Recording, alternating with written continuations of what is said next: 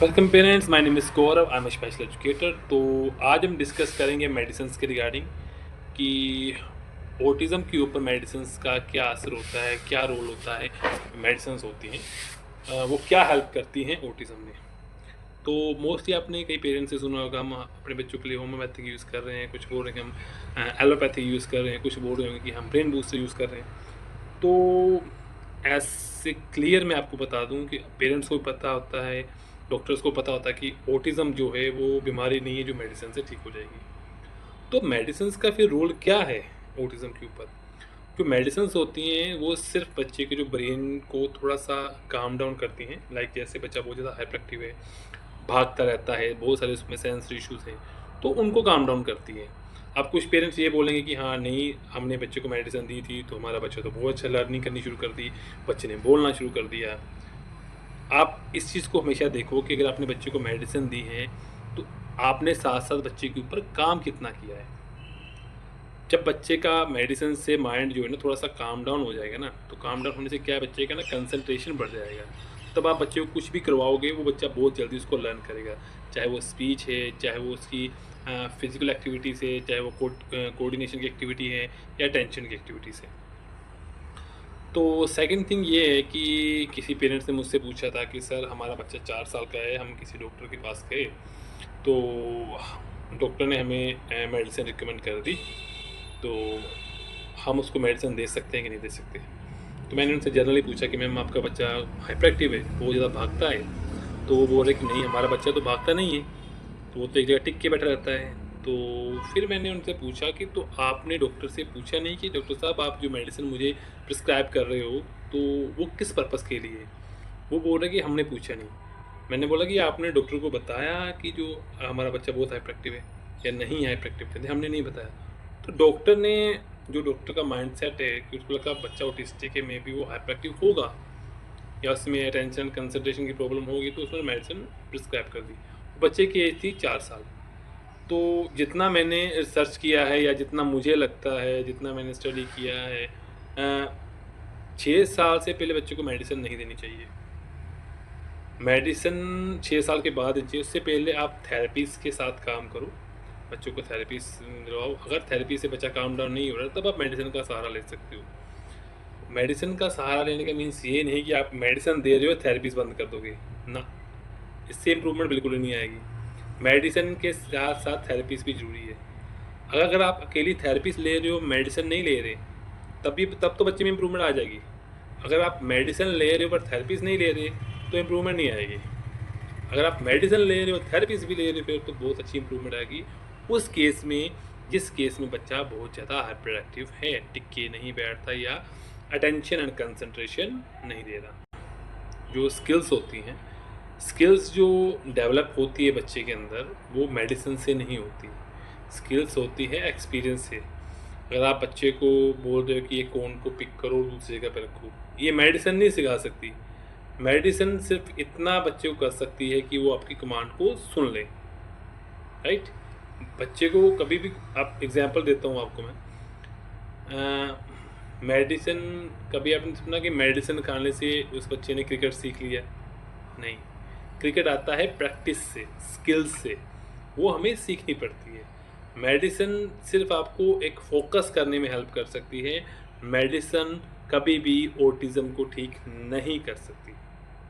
अभी तक की स्टडी ने जो पाया है कि मेडिसिन ऑटिज़म को ठीक नहीं कर सकती, सिर्फ हेल्प कर सकती है। ये तो मैंने बता दिया कि मेडिसिन क्या हेल्प करती है बच्चों के साथ। अब थेरेपीज़ क्या हेल्प करती है? अगर आपको पता हो कि पेरेंट्स को मोस्टली दिखता है कि जो हमारा बच्चा आई कॉन्टैक्ट नहीं दे रहा, हमारा बच्चा टिक के नहीं बैठता, हमारा बच्चा दूसरे बच्चों के साथ खेलता नहीं है, हमारा बच्चा बात नहीं करता, ये 3-4 से सिम्पटम्स होते हैं, पेरेंट्स को लगता है। पर एक्चुअल में बच्चा कितने एरियाज़ में लैक हो रहा है, वो एक प्रोफेशनल को पता होता है। इन द ऑटिज़्म बच्चा, there are the multiple areas जिसमें बच्चा वे लैक कर रहा होता है।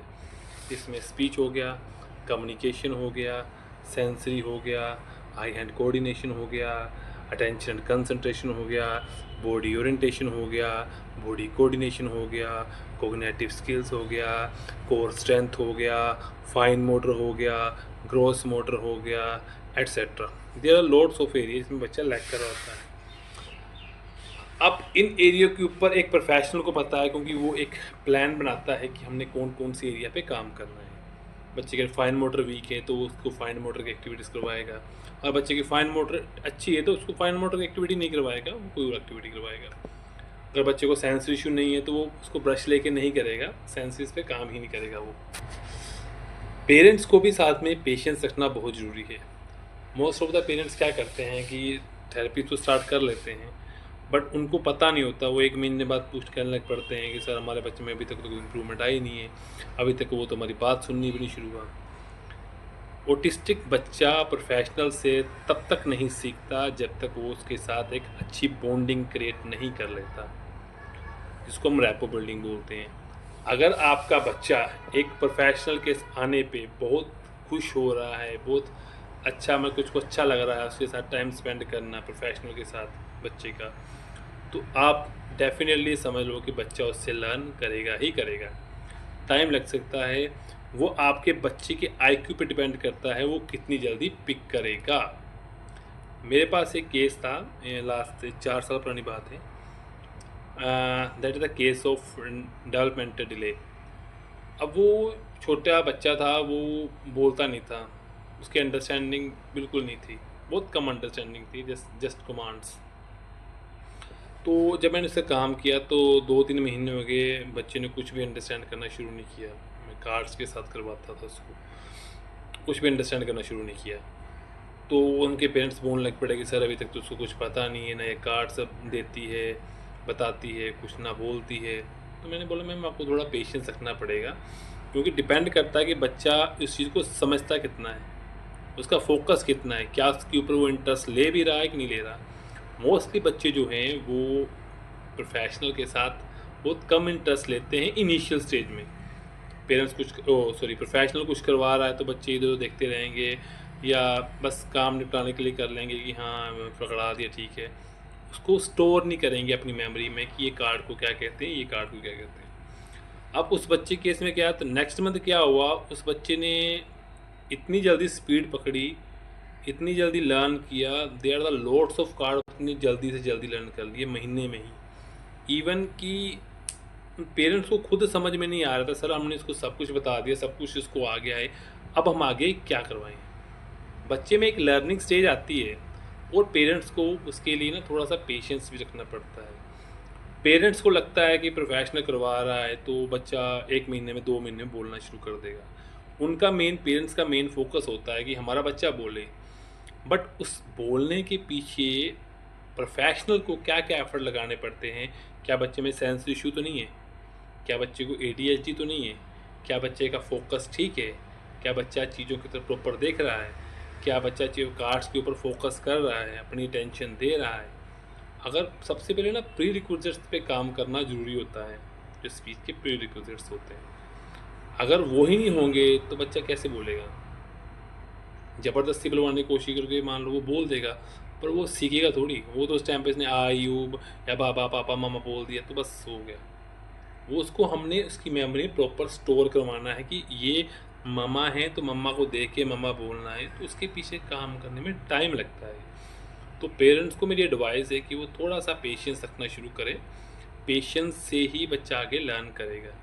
आप इम्पेशेंस हो जाते हो, चलो हम थेरेपिस्ट चेंज कर देते हैं, तो आप क्या करते हैं, थेरेपिस्ट चेंज कर देते हैं, नेक्स्ट थेरेपिस्ट आता है, उसके साथ बच्चे को बाउंडिंग बनाने में टाइम लग जाता है। क्या पता उन दूसरे थेरेपिस्ट का मेथड अलग हो, पहले थेरेपिस्ट का मेथड अलग था।